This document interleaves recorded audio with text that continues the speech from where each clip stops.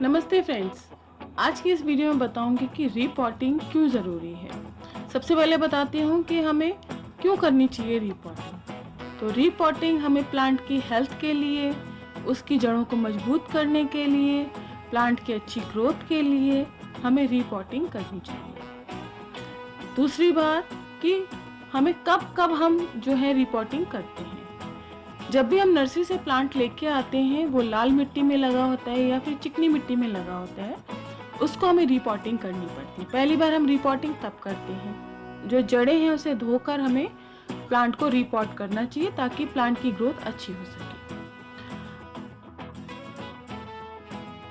अब जो दूसरी बार हमें रिपोर्ट तब करना होता है जब हमारे प्लांट की जड़ों के अंदर रूट रॉटिंग की प्रॉब्लम हो जाती है।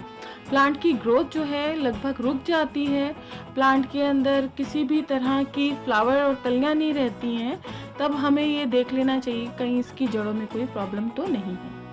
तब भी हमें निकाल के उसको रिपोर्ट करना पड़ता है। तीसरा कारण होता है रीपॉटिंग का, उसके जो रूट बॉल होता है अच्छे से बाउंड हो जाता है। जैसा कि आप देख रहे हैं कि प्लांट की जो जड़ें हैं गमले में से बाहर आ गई हैं, रूट बाउंड हो गया है और अब उसको फैलने के लिए कोई जगह नहीं मिल रही, तो वो गमले के ड्रेनेज होल से भी बाहर आने लग गई है। ये इसका मतलब है कि हमारा जो प्लांट है उसका रूट बॉल इतना स्ट्रांग हो गया है और अब उसको जो है रीपॉटिंग की जरूरत है। तो फ्रेंड्स, चौथा रीपॉटिंग का कारण होता है कि जब हमारा प्लांट गमले के अंदर रूट बॉल इतना ज़्यादा स्ट्रॉन्ग कर लेता है कि हम जब पानी डालते हैं तो पानी बाहर आ जाता है।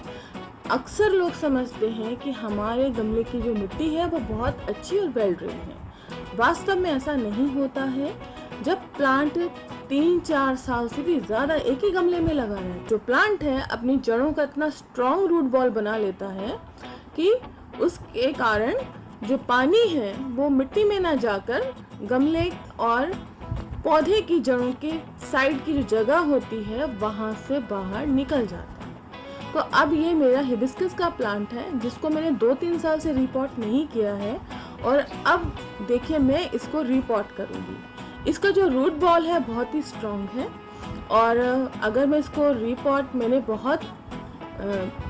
फरवरी में बहुत सारे प्लांट्स को रीपॉट किया था, उनके बहुत अच्छे रिजल्ट रहे हैं, बहुत सारी फ्लावरिंग हुई है। तो ये देखिए, तो इसका रूट बॉल जो है बहुत ही स्ट्रॉन्ग है। और एक और मैंने हिबिस्कस प्लांट का रूट बॉल नीचे का काटा था और उसको भी मैंने संभाल के रखा था। स्क्रीन पर आप देख सकते हैं इसमें बहुत अच्छी फ्लावरिंग आती है। और ये दिखाती हूँ कि ये देखिए कितना ही स्ट्रॉन्ग इसका रूट बॉल है, एकदम गुथी हुई टोकरी जैसा है। अगर इतना स्ट्रॉन्ग रूट बॉल प्लांट का होता है तो प्लांट की नई ग्रोथ नहीं हो पाती है। आपके किसी भी प्लांट के अंदर प्लांट की पत्तियां छोटी हो गई हैं, फ्लावर का साइज छोटा हो गया है या बहुत सारी कलियां लगती हैं वो झड़ भी जाती हैं या बहुत छोटी छोटी कलियां आती हैं, तो एक बार ज़रूर अपने प्लांट को गमले से बाहर निकालें, उसके रूट बॉल को ज़रूर चेक कर लें। रूट बॉल इतना स्ट्रांग हो जाता है कि प्लांट आगे ग्रोथ नहीं कर पाता। एक तो उसे पूरा पानी नहीं मिल पाता, हमारा दिया गया फर्टिलाइज़र भी उसको नहीं मिल पाता, तो प्लांट जो है जल्दी जल्दी पानी की रिक्वायरमेंट होती है उसकी, पर रिजल्ट ये रहता है कि उसके पत्तियों का साइज़ बिल्कुल नहीं बढ़ता। तो अगर ऐसी प्रॉब्लम है तो हमें अब इसको रीपॉट करने के लिए क्या करें। सबसे पहले आप ये ध्यान रखें कि अगर आप अपने प्लांट को रीपॉट कर रहे हैं तो उसको गमले से बाहर निकालें। अगर रूट बॉल बहुत ही स्ट्रांग है तो जिस तरह से मैं काट रही हूँ 1-2 इंच का जो नीचे का घेरा है वो आप काट दीजिए। काटने के बाद ये देखिए बीच में मिट्टी है और चारों तरफ जो है ना रूट्स है। अगर मैं चाहती तो इसको 2-3 साल और इस गमले में लगे रहने देती। हिबिस्कस प्लांट जो है जल्दी जल्दी रीपॉटिंग को नहीं मांगता, वो कम से कम आपको 3-3 साल 4-4 साल, जितना बड़ा गमला है उतने ज़्यादा साल वो उस गमले में रह सकता है। तो इसमें भी बहुत अच्छी फ्लावरिंग हुई थी, सर्दी में भी इसमें फ्लावरिंग होती थी। अब दूसरा काम ये है कि जो ऊपर से हमें घेरे से सारी मिट्टी को हटाने की ज़रूरत नहीं है, सारी जड़ों को हटाकर काट छाटने की ज़रूरत नहीं है। सिर्फ एक नाइफ कटर से आप इसकी चारों तरफ की किनारियों को काट दीजिए जिस तरह से मैंने काटा है। बस ध्यान रखने वाली बात यह है कि प्लांट के तने पर कट ना लगे। कोई भी शार्प कटर ले लीजिए। इस तरह से कटिंग करने से जो भी खरपतवार, जंगली प्लांट, घास वगैरह जो उग जाती है वो इस तरह से इससे अलग हो जाएंगी।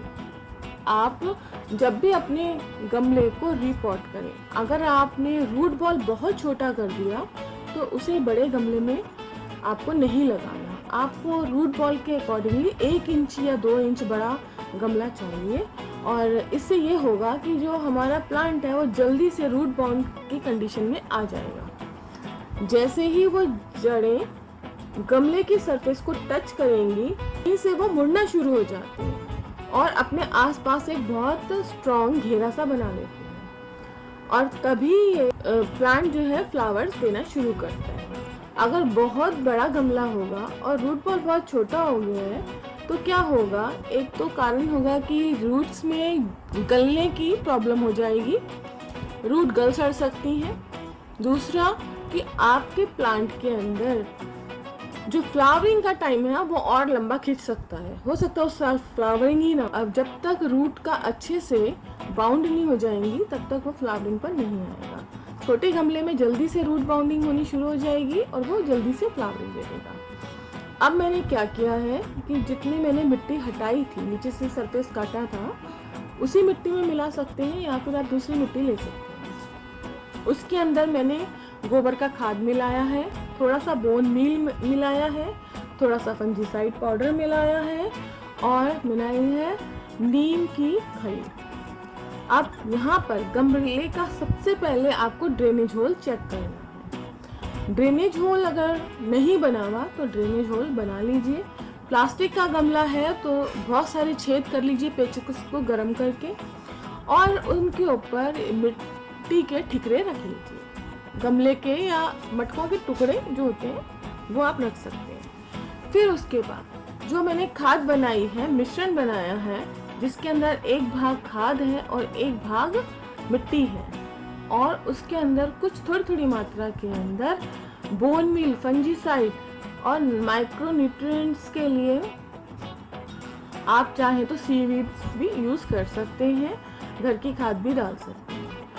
वो डालने के बाद अपने प्लांट को एज इट इज मैंने इस गमले में रख दिया है, और आप देखिए, आप देख रहे हैं कि किनारियों से बिल्कुल फिट आया है वो, और साइडों से थोड़ी जगह भी छूट गई है। गर्मियों में ये जगह छोड़नी बहुत ज़रूरी है क्योंकि प्लांट को पानी की ज़रूरत रहती है।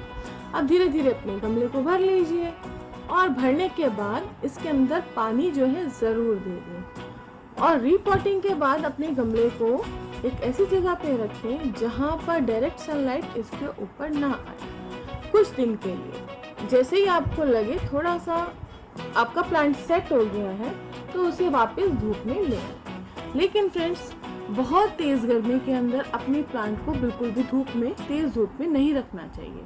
अगर आपके पास ऐसी सुविधा नहीं है तो आप इसको किसी चुन्नी से या ग्रीन नेट से ढक सकते हैं, जिससे आपके प्लांट की ग्रोथ बहुत अच्छी रहेगी, प्लांट स्वस्थ रहेगा और सीजन पर ये बहुत अच्छी फ्लावरिंग करेगा।